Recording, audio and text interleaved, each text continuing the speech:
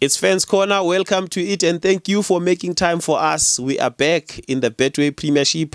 We've just watched Kaizer Chiefs against Mamelodi Sundowns and that game ending in a final score 0-0, a goalless draw at the FNB Stadium in front of a sold-out crowd of 75,000 or so people. We were told that 75,000 tickets were made available for this particular game. We know the FNB can carry much more than that, but for this particular game, they only made 75,000 tickets available. Initially, they had planned to make less than that, actually. I think at some point, Kaizer Chiefs made an announcement that they had only made 60,000 tickets available and they were sold out. So they added another 15,000 and they were also sold out. Goes to show that perhaps it wasn't such a good idea to have Kaizer Chiefs and Mamelodi Sundowns play in the middle of the week. I know these are games that tend to happen.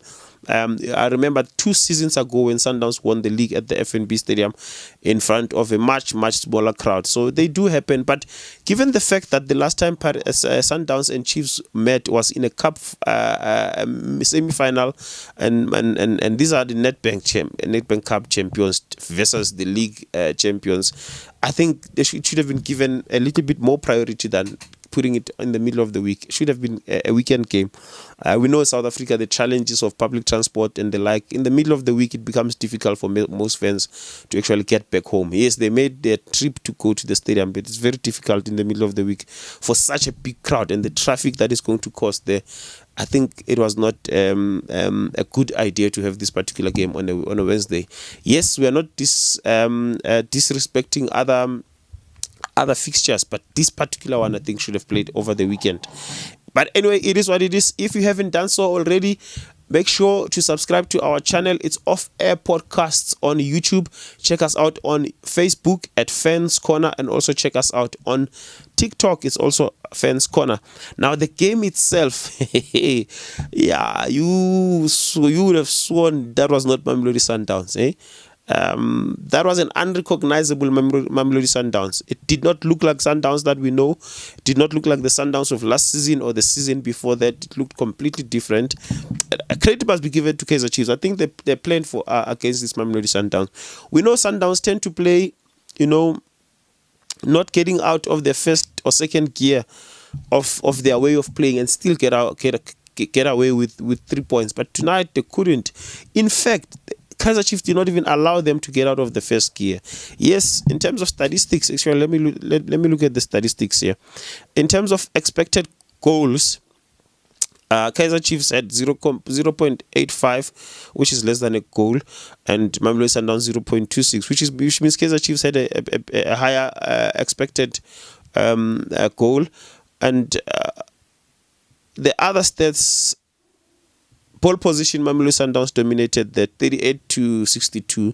Almost 2/3 of the ball was with Mamelodi Sundowns. Total shots, Kaizer Chiefs had 13 and Sundowns only had 7. Shots on target, Kaizer Chiefs had 4 and Sundowns 2. That's a telling statistics. Shots at goal on target, that's a telling stats because Kaizer Chiefs had 2 times more shots on target than Mamelodi Sundowns. Big chances, both teams had 1 apiece. Corner kicks, Kaizer Chiefs had 4, Sundowns 2 again, twice the number of corner kicks. In terms of the passes, we know Sundowns always dominate these stats. Number of passes 426, and which makes it 86% pass accuracy as compared to Kaizer Chiefs 78% pass accuracy, which is almost half. Kaizer Chiefs almost had half of the passes, 224 passes in the entire game. But if you look at the game, I think Kaizer Chiefs were very deliberate and they had a plan against Mamelodi Sundowns, especially in the middle of the park. They just did not allow Sundowns to have the ball, to play the ball. There were so many. I lost count of the number of interceptions from Kaizer Chiefs when Sundowns made the pass. They read a lot of the Sundowns passes and intercepted them. It's unfortunate that Kaizer Chiefs, even when they made those interceptions, they just could not find the right pass themselves to go and threaten and make and create goal-scoring opportunities. But I was happy as a Kaizer Chiefs fan with the number of interceptions. They're making sure that Mamelodi Sundowns find it difficult. I'm saying it was a different Mamelodi Sundowns because, let's be honest, how many times have you seen a team press Mamelodi Sundowns and successfully do so?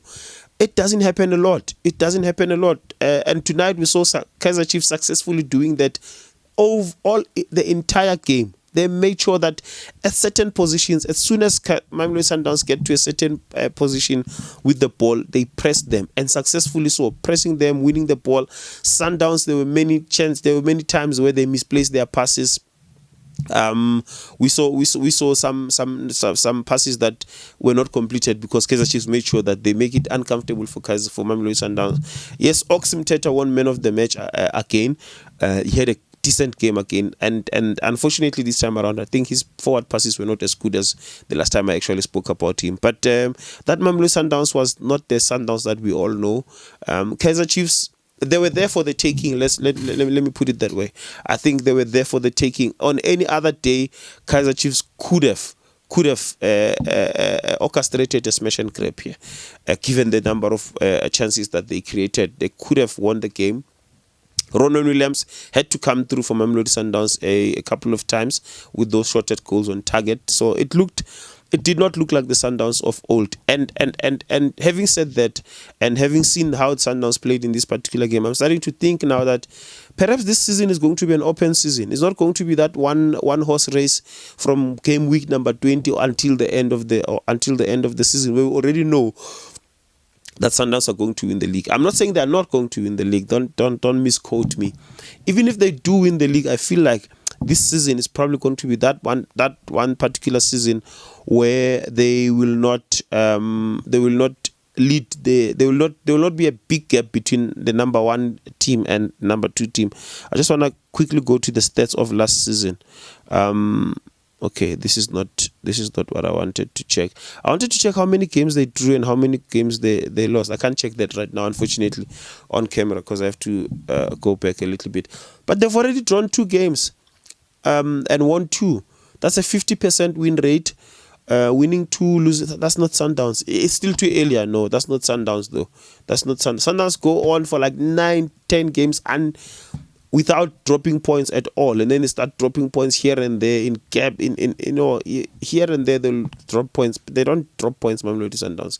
So I'm glad that this is happening. As a Kaizer Chiefs fan, it gives us a chance to also throw our hat in there. Also gives the likes of Orlando Pirates, who are the most obvious challengers for the league, also a chance if they try to up their game this particular season. Otherwise, I don't know what to make of Cardoso's game. It's not the same Sundowns. They had a poor game. Let's put it bluntly, blatantly out there and say they had a poor game. Let's be honest. Compared to the Sundowns that we know, that was not the Sundowns kind of game. I'm happy as a Kaizer Chiefs fan that we were able to make them uncomfortable and unable to get into the higher level of their game. So I'm glad with that. But if you had told me beginning of the season or even last season that this season Kaizer Chiefs in their first 4 games they'll collect 10 points out of a possible 12, having played Mamelodi Sundowns, Polokwane City, and Stellenbosch FC, I wouldn't have believed that. I would have actually laughed at you, because we know how Stellenbosch are. Yes, we win against Stellenbosch, but we know how they are. They are very resilient, and they were the number 3 team last season. Polokwane City gives us a hard time all the time. Last season, I don't think we beat them. I think we drew against them. I can't remember the other one. And then Mamelodi Sundowns, we just never beat Mamelodi Sundowns in the league. In the past 10 games, I don't know, probably won once or twice in the league. I'm not sure about those particular stats. So if you had told me that we would have played those 3 teams and we would have still not lost the game and having 10 points and kept the clean sheet in all 4 games, I would have actually laughed at you. And it happened. It's happening now. Perhaps this could be a good sign for Kaizer Chiefs that maybe this season is going to be that particular season where they are resurrected. Yes, I understand it's still too early in the season to actually make those claims, but I'm happy with that. I'm happy with the results, the way they are going so far. I know there are a lot of people who actually wrote us off, thinking that by game week number 5 or number 4 would have already started to fall apart. But the fact that we haven't conceded a goal after 4 games, it really says defensively we might be turning the screw. Also defensively, I didn't think, You know, one thing I did not think I would say we miss Aiden McCarthy, because he's a player who didn't play much last season. He played in the DCC, in the reserve league. And yet I felt like we missed him because there were certain passes that at the back, sometimes the nerves got the better of us, and we played some terrible passes from the back. And sometimes we ended up inviting Mamelodi Sundowns. And I think Aiden McCarthy has a very good pass. He would have actually made some of them count for us. The two former Orlando Pirates full backs, where I'm happy. Thank you, Orlando Pirates, for that. Thank you, Kaizer Chiefs, for signing those two players, Paseka Marco and Thabo Monyane. You saw, experience cannot be bought, especially Monyane on the right hand side. Really make sure that he makes it count at the back. All in all, I'm happy with the Kaizer Chiefs performance. It wasn't like the best performance, but I'm glad we did not lose, because this is a team that really gives us a hard time. It gives everyone a hard time, and for us to keep a clean sheet against them and be able to get a point against them, it's I'm happy with that. I'll take that any day, any time, and any day of the week. Mamelodi Sundowns, I don't know, maybe we have to start talking about Cardoso. I don't know what's the plan with Cardoso, Mamelodi Sundowns, because they were playing much better under Coach Mangoba. And he was sacked, obviously, because of CAF. Cardoso did not win CAF. They're still keeping him. He didn't win. He was knocked out of MTN8. There's nothing new that he actually brought to Sundowns. Let's be honest. Sundowns does not look better now. It looks actually like a former version of itself. They don't look good. Yes, I understand there's no Khuliso Mudau in the team. There's no Lucas Ribeiro in the team. It's a team that looks different now. But I don't think Sundowns is a team that can drop its standard because of two players, because it's a team that is known for some serious squad depth. So even if you lose 2 or 3 players, even when Zwane, who's considered to be their best player, even when he was injured, they didn't look as bad as they looked in this particular game. They still looked much better. So I don't think the absence of those 2 players can actually make Sundowns drop their standard of play to this particular level. Yes, like I said, we have to give credit to Kaizer Chiefs for playing very well, especially those interceptions that they made and those presses that they actually orchestrated. But it's never easy to press against Sundowns. It's a risk that Kaizer Chiefs took. Many teams press against Sundowns. It's a big risk because they are very skillful. They can break the press, and before you know it, they eliminated an entire midfield and they are ready to create a goal scoring opportunity. But tonight, Kaizer Chiefs actually did pretty well by pressing them and making sure that they misplace their passes, and sometimes they send their passes backwards. I'm happy with that as a Kaizer Chiefs fan, and I'm also happy with your time. Thank you for making time for us again. And this has been Fans Corner. We will meet again in the next one. Keep on following us, and like I said, please make sure you subscribe and also like our stuff on social media. We meet again in the next one. This has been Fans Corner. Thank you for your time.